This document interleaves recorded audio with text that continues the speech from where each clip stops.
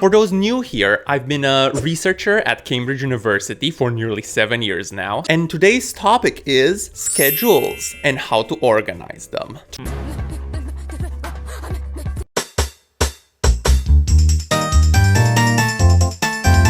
So if you're anything like me, that is a human being living in the 21st century, a big challenge you're likely facing is fitting everything you'd like to do into a day that only has so many hours. That's so upsetting. Now personally, I need time every day to work at least on 4 things, with which I'm sure many of you can relate. And yes, I know that says 3, but life isn't perfect, and we're gonna have to learn to deal with it. Number 1 is, work. As a Cambridge academic, I mainly need to do research and teach and all that fun stuff. Numero 2 is what I would call creative side projects. We live in the era of hustling, after all. For a long time, this involved working on my book. Now it's mostly this, whatever this is. Number 3 has everything to do with staying active. Working on these gains, baby!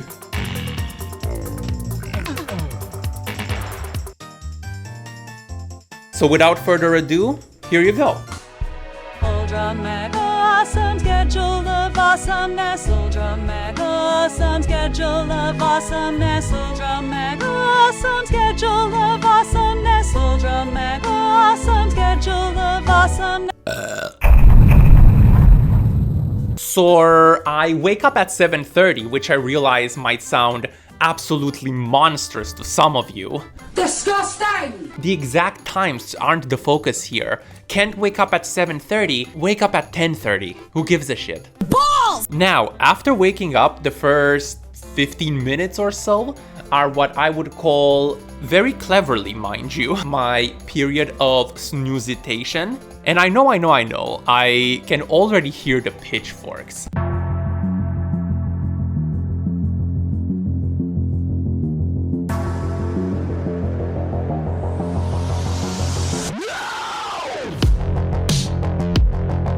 But listen, me personally, I need at least 1 snooze because otherwise my brain will just not cooperate. I'm so excited to be here! Woo!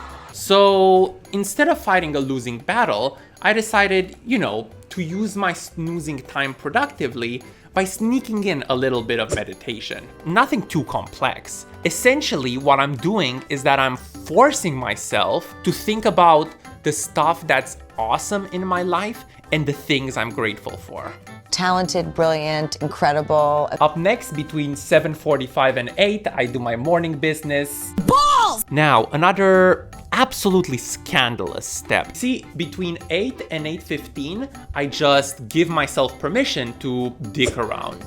Be it reading a book, watching a YouTube video, browsing the dankest memes, it doesn't really matter.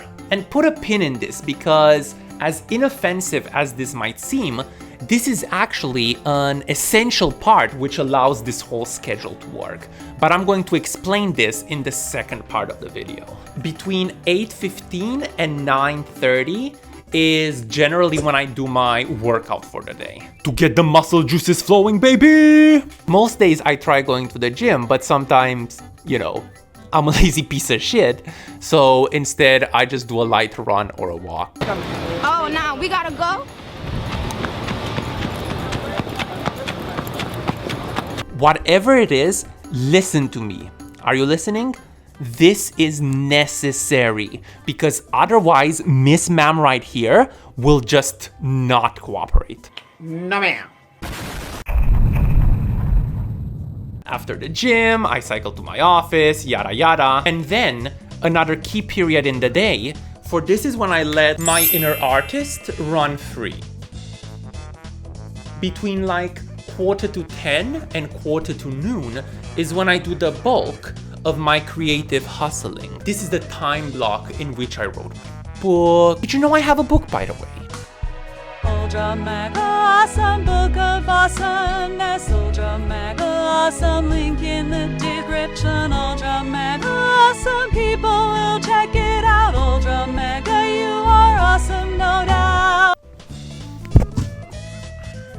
Also, you've probably noticed that it's nearly noon and I haven't yet done any real work. In the second part of the video, I'm going to explain why that is. This half hour is when I have lunch, go me I guess. Hooray for digestion. Oh, by the way, you've probably noticed that I don't have breakfast, and that's just because breakfast is officially cancelled. Let me ask you a very fair question. What do you do successfully? Quickly. And then after my delicious lunch, it's finally time to be a productive member of society for once. This video is not really about how I organize my work time specifically, but if you want me to go into depth about that, about how I stay productive and get a lot of stuff done in this time period, drop me a comment.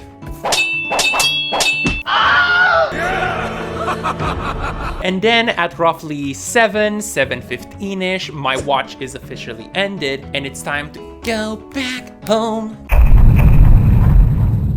And enter left the final stretch of the day, which I call my holy fuck all time.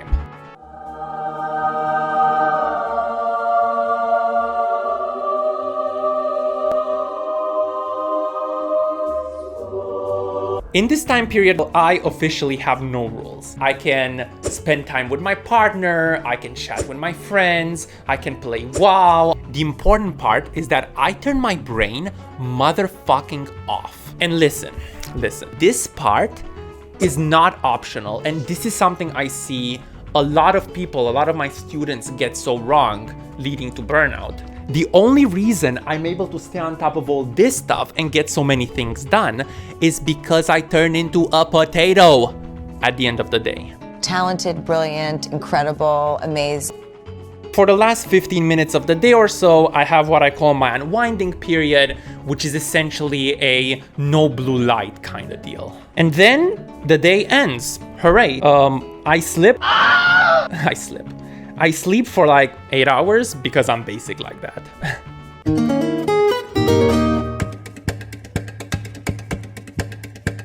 This one is for the boys with the booming system. Top down AC with the coolest system. When he come up in the club, he be blazing up. Got stacks on deck like he's saving up.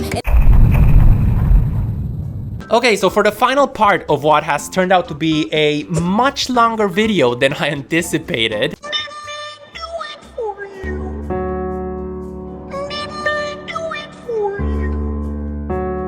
I want to touch on the 3 things I mentioned earlier that make this schedule scientifically superior.